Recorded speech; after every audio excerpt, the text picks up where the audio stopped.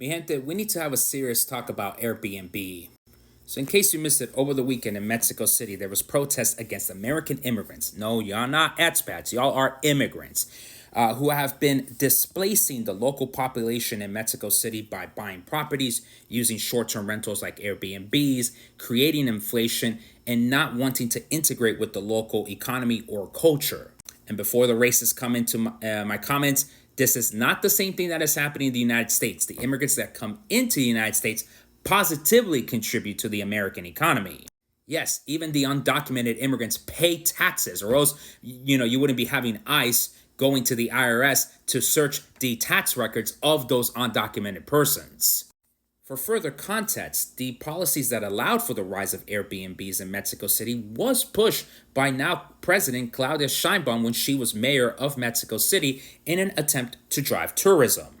Pero now the problem is that these American immigrants are coming in, and rather than positively contribute to the economy, they're creating very negative effects.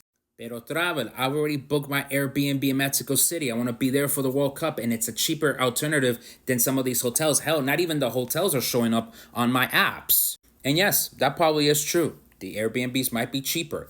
As of July 9th, there are no options to book your hotels in Mexico City or even in the other 15 host cities of the World Cup.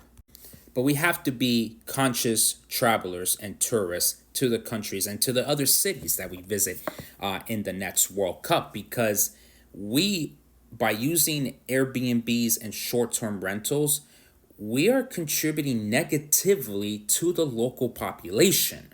It is true that Mexico City and other cities like my hometown of Miami are struggling with housing affordability and availability.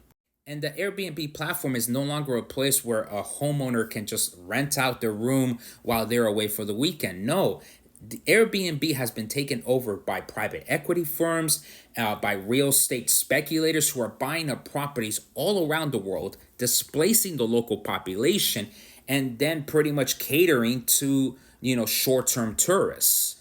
Of course, it doesn't help that Airbnb and FIFA agreed on a multi-tournament partnership to be the alternative accommodation and experiences booking platform for these tournaments. And look, you might be saving a couple of $100s now, but there's going to be long-term consequences and costs in the thousands, if not millions, if we keep supporting platforms like Airbnb.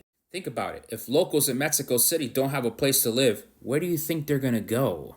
So my advice to travelers for the 2026 World Cup next summer is this: don't support Airbnb. Instead, support the local population.